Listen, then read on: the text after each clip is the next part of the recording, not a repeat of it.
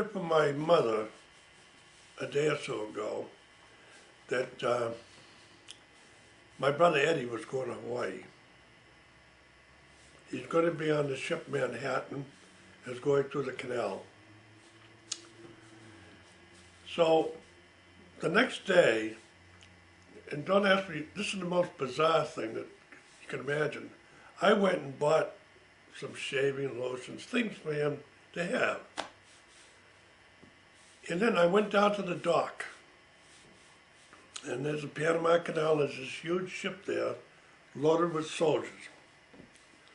I look up the rail, and there's my brother Eddie. Isn't that the strangest thing you ever want to hear?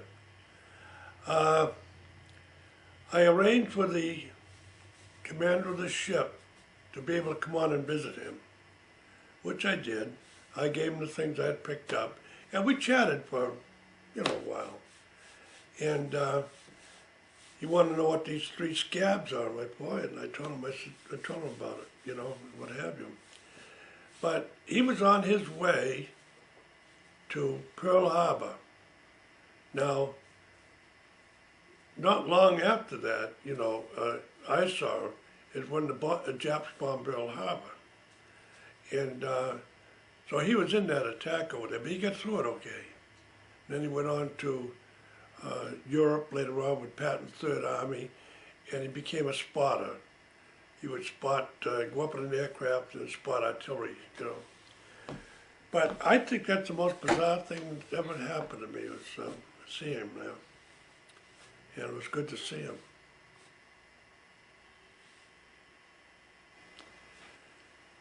After the Japs bombed Pearl Harbor, we were required to move out into a more remote area. And we still had revetments. We had to put the aircraft in revetments. I explained what those were before.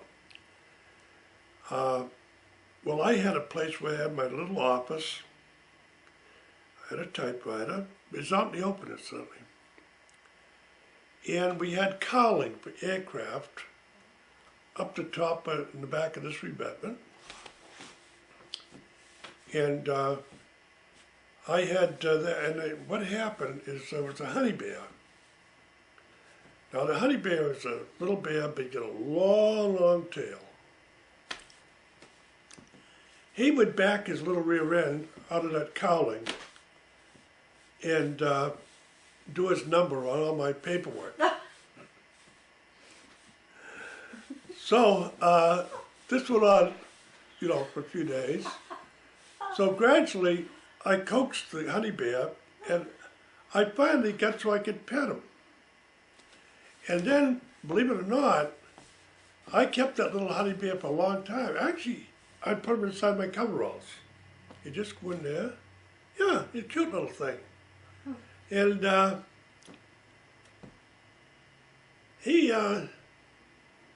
he frightened me one time. One night I was sleeping there, and I'm out in the open, and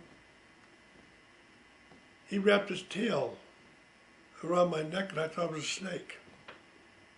Scared the living daylights out of me, And but I kept that bear for a long time, and he was very good, very, very good to have. This is a story about a transportation system called a Shiva, and what happened at the bus stop. One day I'm all dressed, going to town,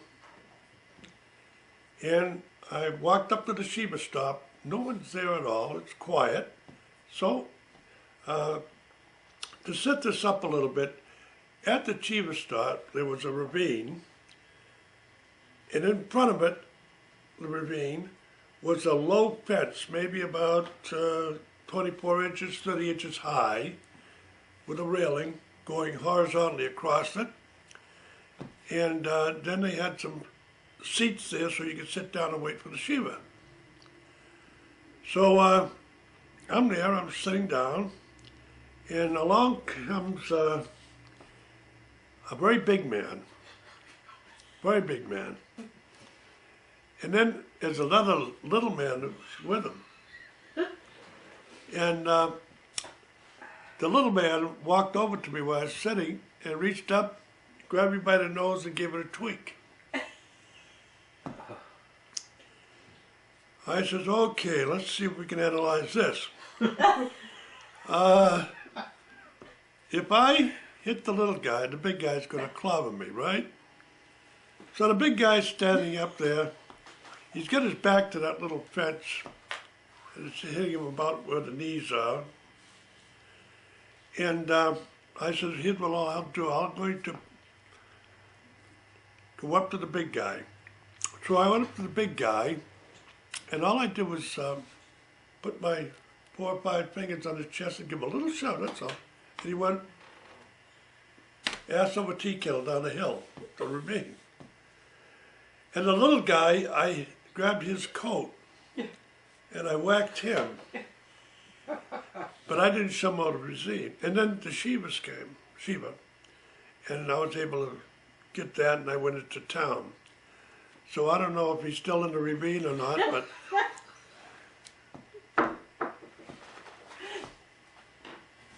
oh yeah, I remember at Howard Field.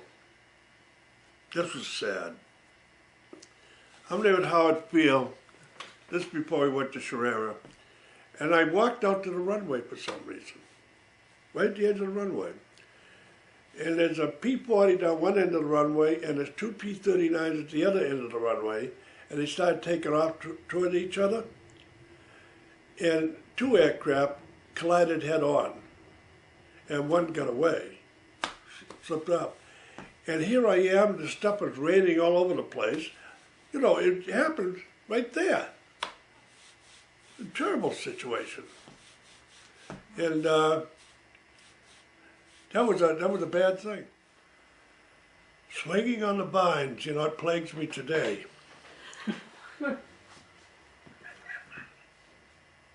One day,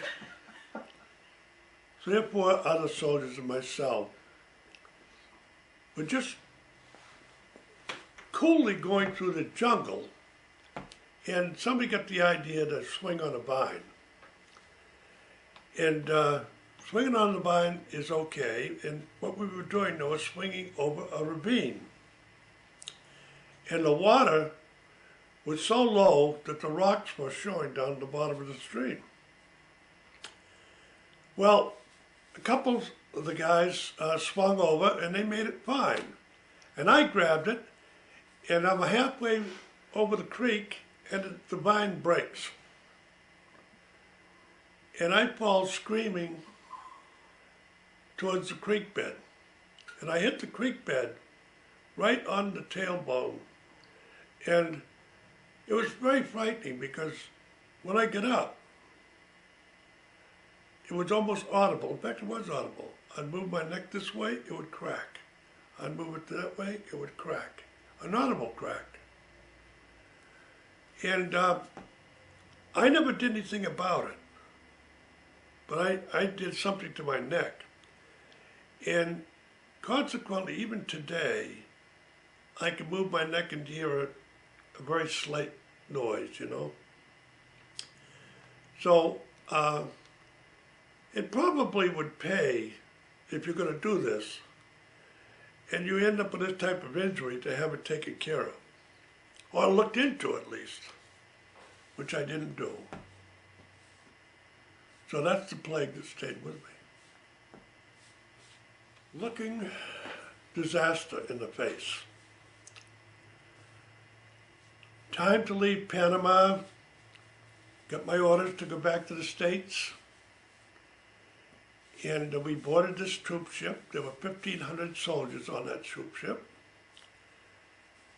And I remember as we were hitting the open water, going out to sea, back to New Orleans. We were going back to New Orleans.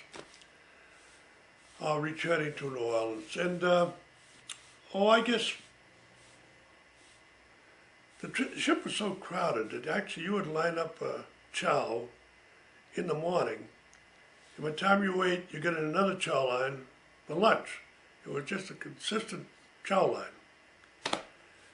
But we're traveling along, and all of a sudden, we hear these big loud explosions. And we were escorted by a destroyer, incidentally, or two of them, I'm not sure which now. But they were throwing these depth charges. They look like big trash barrels, you know. You've seen them, they throw them up and they get down and sink and explode. What had happened is we were attacked by a German sub. And I can remember Charlie Anderson was with me. And the captain said, I want you all to line up to the rail, remove your helmets, and stand to abandon ship. So I'm looking out at the old green ocean, and Andy is scared stiff. He pulled it. And I said, Andy, I'm just as scared as you are, you know. So anyway, we're there at the rail, and they're still throwing these step charges and all this sort of thing. There's all this activity and horns blowing and what have you. Well, it turned out that we obviously didn't get sunk. And we got out of that okay, and we continued on to New Orleans. But it turned out to be a scary experience. And it really, I thought I was looking disaster in the face.